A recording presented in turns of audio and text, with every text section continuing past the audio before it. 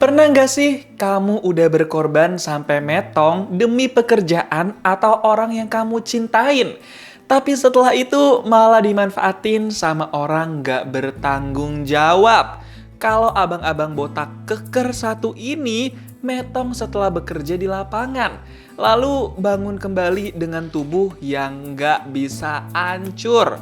Bisa kena senjetong, tulangnya juga bisa remuk, tapi dia bangkit lagi dan lagi. Dia dapat satu masalah besar nih. Semua yang dia ingat mungkin penuh kebohongan dan hanya tipu muslihat. Dia cuma dimanfaatin buat jadi alat balas dendam. Gila banget kan? Inilah kisah seorang prajurit yang dihidupkan kembali bukan untuk hidup, tapi untuk dikendalikan dalam film Bloodshot.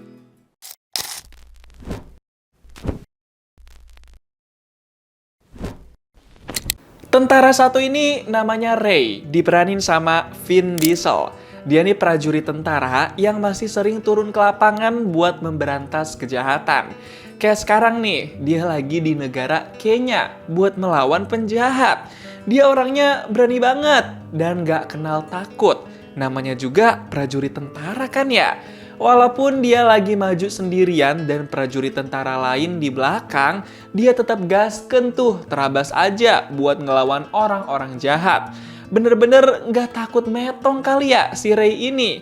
Sampai akhirnya pas udah ngeliat pelaku dan ada kesempatan, Ray langsung ngelakuin aksinya dan bikin si pelaku metong. Luka dikit masih aman, soalnya Ray emang sekuat itu. Pulang bertugas, Ray langsung peluk istrinya yang udah nungguin buat ngejemput. Istrinya Ray itu namanya Gina. Mereka nih pasutri muda, jadi masih mesra-mesranya banget dah tuh. Lihat aja nih, pelukannya udah kayak ABG baru pacaran. Gina sebagai istri selalu khawatir kalau Ray lagi bertugas. Dia pengen Ray cepet pensiun biar nggak selalu luka-luka kalau abis bertugas. Besok paginya pas bangun tidur, Ray dapat pesan di kertas dari istrinya kalau dia lagi beli sarapan di luar. Tadinya Ray udah ngira istrinya kenapa-kenapa lagi. Pas lagi di kamar mandi, Ray curiga ada orang asing yang masuk ke dalam rumahnya. Karena curiga, jadinya Ray langsung ngerasa was-was nih. Dan bener aja dong, ternyata ada dua orang yang bawa senjetong dan ngincer si Ray. Langsung dihajar tuh sama Ray. Tapi siapa ya dua orang ini? Pas udah ngehajar dua orang itu, Ray langsung lari keluar. Dia pengen cari istrinya, alias si Gina. Ada di mana tuh dia? Aman apa kagak? Tapi tiba-tiba Ray langsung ngerasa kelayangan gitu. Ada yang gak beres nih sama badannya. Dia ngerasa sakit, sekaligus badannya lemes. Dan saat itu juga Ray langsung jatuh dan pingsan. Duh, kenapa dia ya? Pas udah bangun dari pingsan, Ray tiba-tiba udah ditahan di kursi reyot gitu. Ray dibikin gak berkutik dan gak bisa kemana-mana. Dia kayak ada di gudang atau ruangan terpencil bawah tanah gitu dah.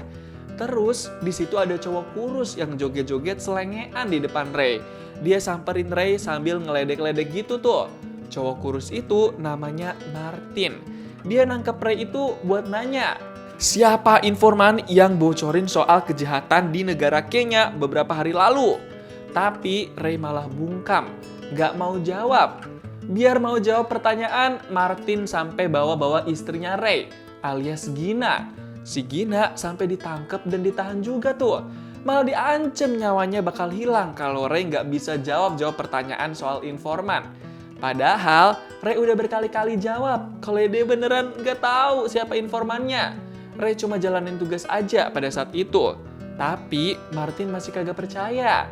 Dan akhirnya Gina dibikin metong sama si Martin. Ray yang ngeliat itu di hadapannya langsung histeris saking emosinya. Abis itu Ray langsung ngomong kalau dia bakal bikin metong si Martin. You're nothing. You don't even exist anymore. I swear I will find you and end you. Tapi ternyata saat itu juga si Martin langsung bikin metong Ray. Duh, di kepala lagi tuh arahin senjetongnya. Beberapa hari kemudian, Ray melek dan bangun dari kematiannya. Dia berada di dalam laboratorium gitu. Dia linglung dong, kenapa ini? Kok bisa kayak begini sih? Ray langsung lepas tuh semua peralatan laboratorium yang ada di tubuhnya. Dia takut diapa-apain kan? Ray langsung ditenangin sama cewek yang ada di dalam laboratorium itu. Ray langsung dibawa ke dalam suatu ruangan di laboratorium itu. Gak lama kemudian, si cewek masuk lagi. Cewek itu namanya Kate, diperanin sama Eiza Gonzalez. Kalau yang bapak-bapak sebelahnya itu namanya Dr. Emil. Ray langsung diperiksa tuh kondisinya sama Dr. Emil. Abis itu, Dr. Emil langsung bilang kalau Ray itu sebenarnya udah metong. Cuma bisa hidup lagi berkat teknologi nano yang bisa bikin Ray jadi hidup kembali. Ray juga emang bener-bener udah lupa siapa namanya, siapa keluarganya, dan apa pekerjaannya. Dia sama sekali nggak inget apa-apa dah. Abis itu, Dr. Emil langsung bilang kalau Ray adalah orang pertama yang berhasil hidup lagi berkat teknologi nano. Listen to me. You're the first who we successfully managed to bring back. And it has worked beautifully. You have been given something that nobody else has. Second chance. Gak lama kemudian, Dr. Emil sama Kate ngajak Ray buat keliling laboratorium dan pabrik. Di situ dijelasin kalau mereka bikin teknologi nano untuk membantu militer. Bukan cuma itu, Ray juga dites buat dilukain tangannya. Pas terluka itu, di tangan Ray muncul kayak partikel-partikel teknologi nano yang bisa langsung sembuhin luka di tangan Ray itu. Gila sih, ini ajaib banget kan? Langsung dijelasin tuh sama Dr. Emil kalau teknologi nano itu ada di dalam seluruh tubuh Ray. Jadi teknologi nano bener-bener menyatu dengan kondisi kehidupan Ray. Gila sih, ini keren banget kan ya? Dr. Emil langsung bilang kalau Ray itu ciptaan yang paling mutakhir, optimal, dan ajaib dari sebuah teknologi nano. Tapi Ray masih belum percaya 100% karena dia nggak bisa inget tentang apa-apa. Dr. Emil sama Kate cuma bilang kalau Ray harus fokus aja ke masa depan, nggak usah mementingkan masa lalu lagi. Dr. Emil juga kasih tahu kalau Kate sebenarnya udah nggak punya paru-paru. Dia napas lewat teknologi nano yang dirancang khusus supaya Kate bisa bernapas lagi. Dr. Emil juga kenalin Ray ke beberapa orang lain yang masih bisa menjalani kehidupan normal dengan bantuan teknologi nano. Karena sebelumnya orang-orang itu sebenarnya pernah ngalamin fase sekarat. Abis itu Ray langsung diantar ke kamarnya. Dia disediain kamar juga di tempat itu. Ini antara enak tapi agak serem juga ya kalau tiba-tiba disediain dan diatur-atur begini.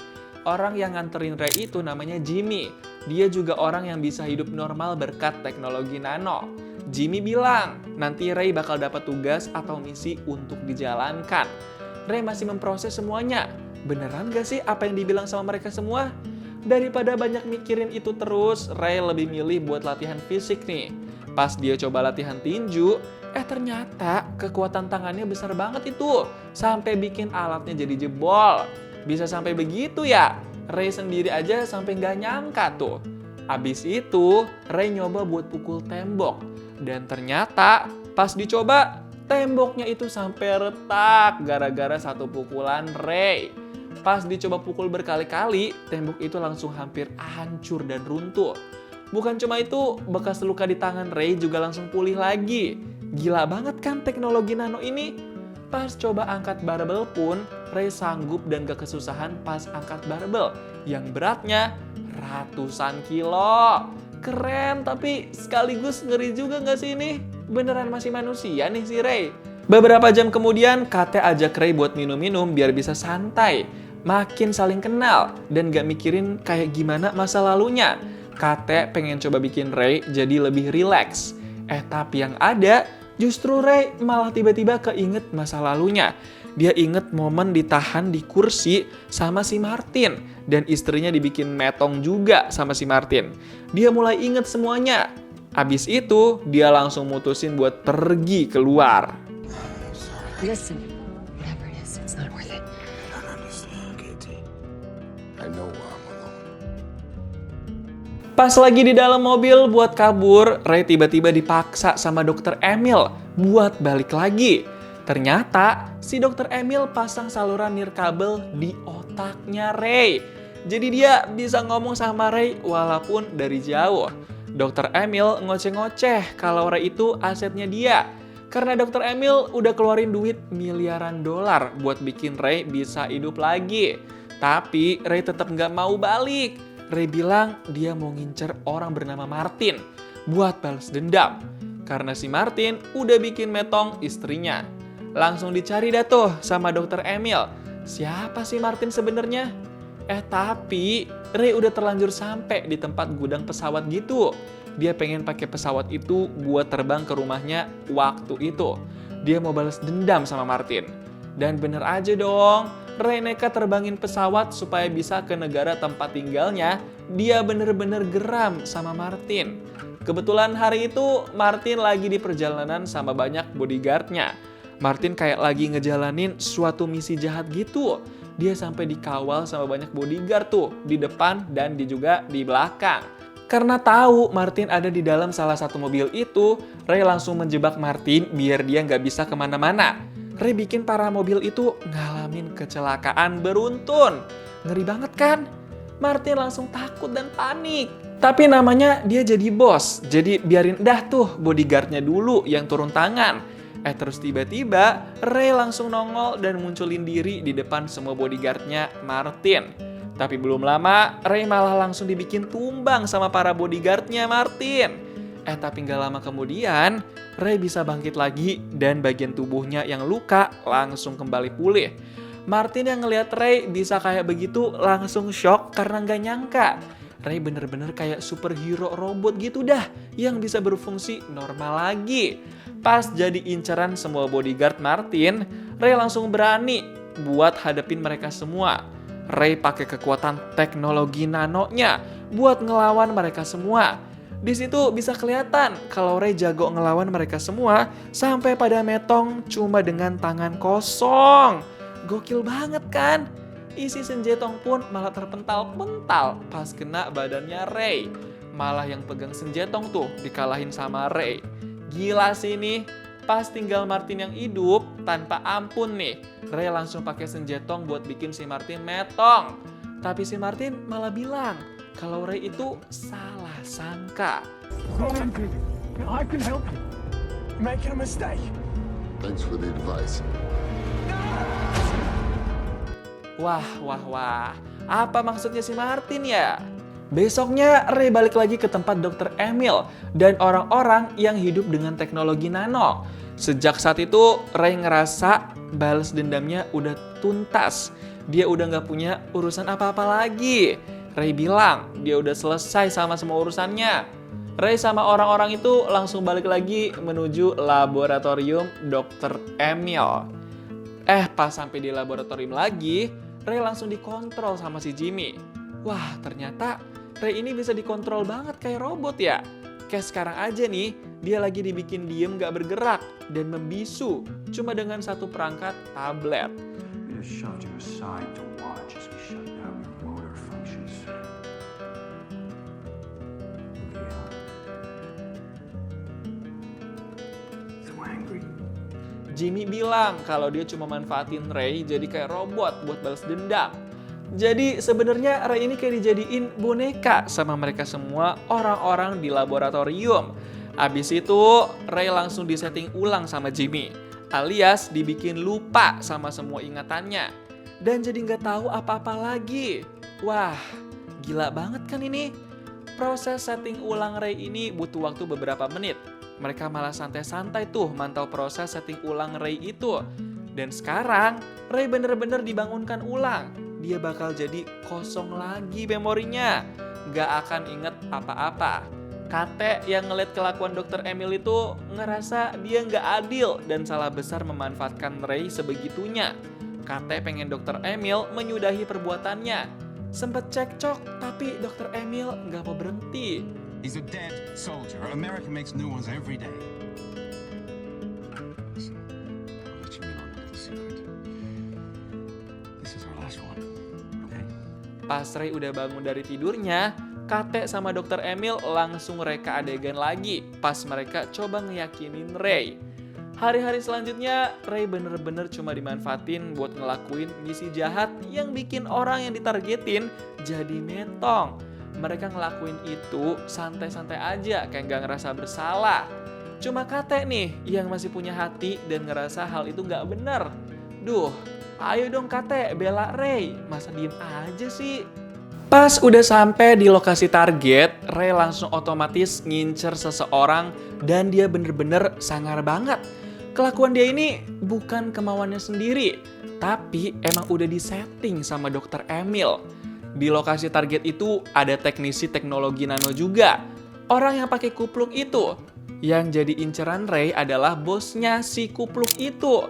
Dan si kupluk tahu kalau Ray adalah buatan, bukan manusia beneran. Si kupluk disuruh sama bosnya buat matiin Ray biar gak bikin rusuh. Dan saat itu juga, si kupluk langsung punya alat yang bikin Ray jadi gak berfungsi. Si kupluk bilang, tinggal pencet tombolnya pas udah 100% prosesnya. Tombol yang mau dipencet itu masih proses, belum sampai 100%. Tapi Ray udah makin deket sama orang yang ditargetin. Deg-degan banget kan nih? Orang yang ditargetin itu udah keburu dilabrak sama Ray. Dia ketakutan tuh. Dia berusaha buat nyangkal. Tapi Ray kan udah di otak-atik sistem ya. Jadinya gak pakai basa-basi, Ray langsung pakai senjetongnya buat bikin orang itu metong. Tapi ternyata masih ada orang yang bisa pencet tombol itu. Pas dipencet, seluruh teknologi nano yang ada di dalam tubuh Ray langsung luruh. Bukan cuma itu, listrik di area sekitar langsung pada padam. Dan detik itu juga, Ray langsung tumbang dan gak berfungsi lagi. Wah, bakal kayak gimana nih ya? Dr. Emil yang mantau di kantornya langsung kehilangan sinyal. Dia gak tahu nih harus ngelakuin apa. Karena bener-bener ngeblank gitu. Ternyata yang pencet tombolnya itu adalah si kupluk. Wah, diem-diem menghanyutkan nih orang. Abis itu si kupluk langsung ngelakuin aksinya buat bangunin Ray. Dia kayak kasih tegangan listrik gitu supaya Ray bisa bangun. Gila gak sih ini? Pas Ray udah bangun, si kupluk langsung bilang kalau dia justru memulihkan Ray. Untungnya Ray bisa percaya dan gak emosian banget tuh. Si kupluk langsung ceritain gimana aksi heboh Ray sebelum metong. Sampai akhirnya Ray jadi keinget-inget lagi tuh semua memorinya kalau dia ternyata emang cuma dimanfaatin dan dimanipulasi buat menjalankan misi jahat. Wah, makin seru nih. I mean, they've been clearly manipulating you. It's likely that what you think is real sometimes ain't. Hide and just use me. Abis itu tiba-tiba Ray kepikiran istrinya. Apa jangan-jangan selama ini ternyata istrinya itu masih hidup lagi. Belum metong. Akhirnya Ray kepikiran buat nyari istrinya. Soalnya dia masih ingat juga di mana rumah istrinya, alias si Gina. Ray dikasih pinjem mobil tuh sama si kupluk. Dia bener-bener prihatin dan peduli banget sama Ray. Untung baik nih orang si kupluk. Sementara itu, Dr. Emil sama komplotannya berhasil ngelacak kalau Ray lagi bergerak menuju suatu tempat. Langsung tuh Dr. Emil nyuruh komplotannya buat ngincer Ray. Mereka pengen nangkep Ray lagi. Wah, jadi kacau lagi nanti. Besok paginya, Ray udah sampai di rumahnya Gina. Pas dibukain pintu, Ray beneran ketemu lagi sama Gina. Tapi Gina kelihatan kayak udah beda sekarang. Ya, gimana enggak? Udah bertahun-tahun kan soalnya. Pelukan mereka berdua tuh cuma soal rasa syukur dan kangen aja. Udah bukan cinta lagi kalau bagi Gina. Bahkan Gina sampai berani bilang kalau dia udah move on, alias udah lupain Ray. Duh, langsung patah hati tuh si Ray. Apalagi pas ngeliat Gina udah punya anak sama cowok lain. Makin-makin patah hati si Ray. Duh, kasihan amat ya.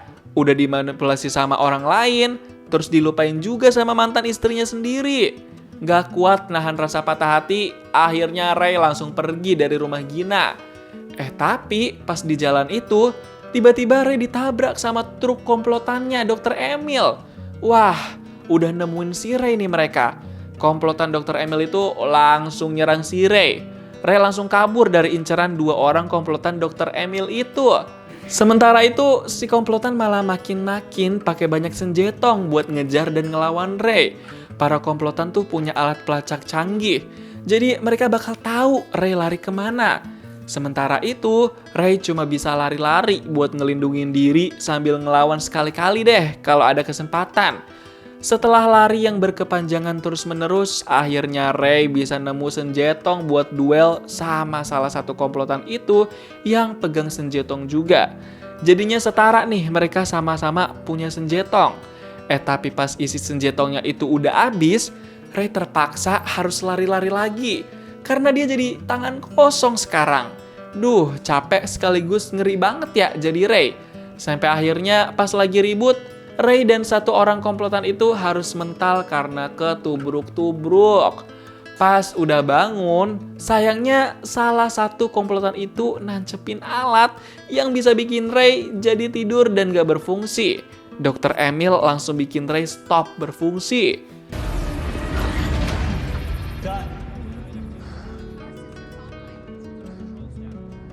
All right. Where are you going? You know where. No chance. I need you on Wiggins. Duh, gimana ini nasibnya Ray? Kate yang ngeliat itu pengen banget bantuin Ray.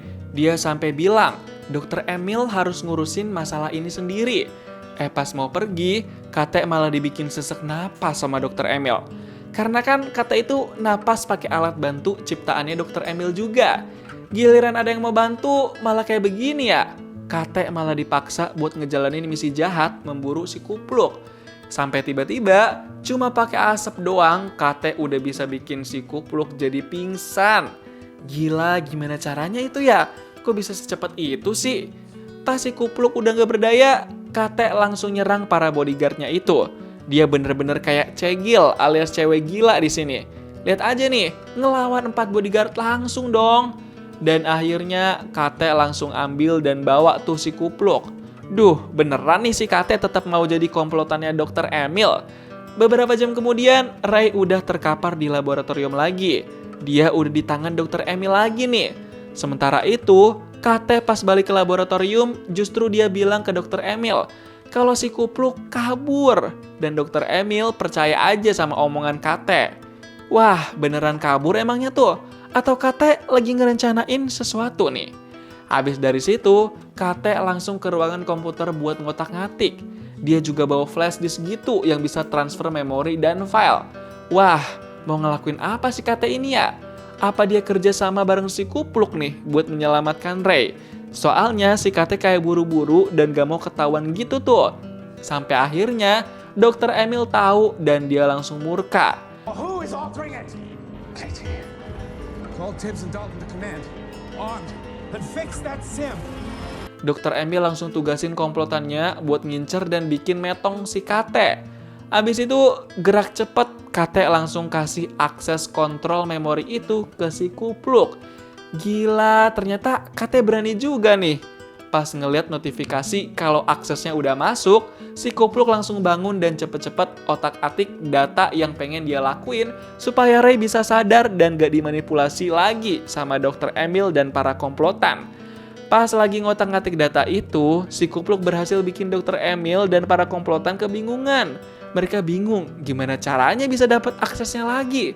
Sampai akhirnya si Kupluk berhasil ngelakuin rencananya itu. Otak-atikan dia berhasil bikin komplotan Dr. Emil nggak bisa dapat akses lagi. Wah, keren juga nih si Kupluk. Gak lama setelah itu, Ray langsung bangun dari tidurnya. Ekspresi mukanya kayak nunjukin kemarahan gitu. Wah, kayaknya Ray udah tahu semuanya nih. Sementara itu, si Kate lagi duel nih sama Dr. Emil. Dia berusaha buat gak dikontrol lagi sama Dr. Emil. Dia mau berdiri di atas kakinya sendiri.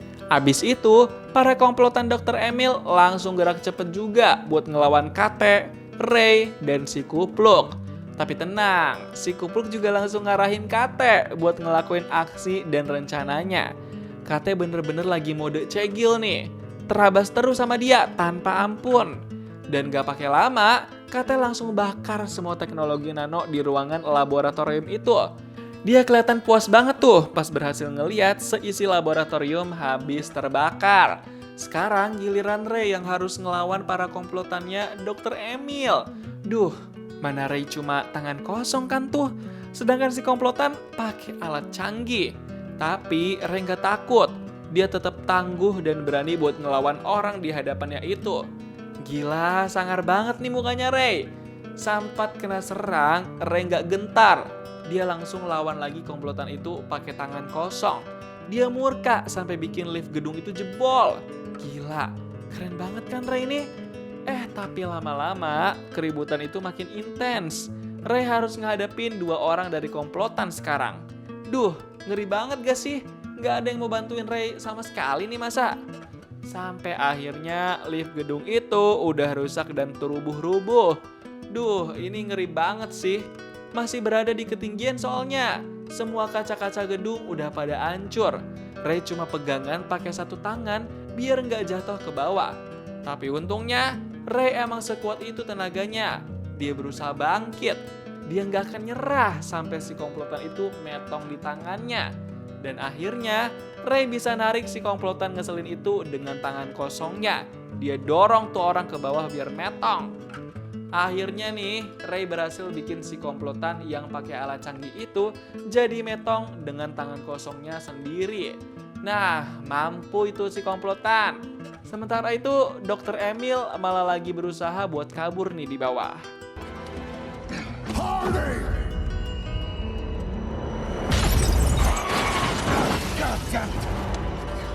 Sekarang tinggal duel antara Ray sama si Dr. Emil. Mereka sama-sama murka nih. Ray pakai tangan kosong, Dr. Emil cupu pakai senjetong. Setelah banyak bacot dan kecot dan cekcok, Ray langsung nunjukin ke Dr. Emil kalau dia pegang alat duar. Dan pas dijatuhin, alat duar itu langsung bikin area sekitar situ jadi meledak. Waduh, tapi gimana ini nasibnya Ray? Tapi beberapa hari kemudian Ray bangun di sebuah ruangan gitu. Bangun-bangun, Ray langsung kebingungan. Ada di mana nih dia? Tapi si kupluk langsung coba bikin Ray buat tenang. Pas udah cukup tenang, Ray langsung berterima kasih dan bilang dia seneng bisa tetap hidup dan ngeliat si kupluk. It's good to see you, Wings. Oh yeah, I'm glad I am to hear that. I wasn't sure you'd remember anything. I thought you were gonna wake up like a gorilla in a cage and just rip me apart. That is absolutely fantastic. Abis itu si kupluk langsung jelasin kalau dia udah modif Ray supaya bisa jadi orang baik dan makin kuat. Wah, baik juga ya si kupluk ini. Padahal kan sebelumnya gak pernah kenal satu sama lain tuh. Abis itu Ray keluar buat temuin Kate. Mereka saling minta maaf dan ngerasa bersyukur juga bisa bebas dari Dr. Emil. Gak lama kemudian Ray sama Kate berdiri. Mereka memutuskan untuk selalu jadi satu tim dan berteman baik mulai sekarang. Mereka punya tujuan dan visi yang sama ke depannya. Wah, jadi geng yang keren nih mereka bertiga. Ray, Kate, dan si kupluk. Film Bloodshot mengajarkan satu hal. Musuh terbesar bukan isi senjetong, melainkan kebohongan yang kita percayai. Saat hidup memaksa kita jadi sesuatu yang bukan diri kita, keberanian untuk melawan adalah kemenangan sejati. Karena kisah seperti ini mungkin lebih dekat dengan hidup kita daripada yang kita kira. Gimana nih pendapat kamu tentang film Bloodshot? Coba tulis di kolom komentar dan kasih tahu kamu mau diceritain alur film apa selanjutnya.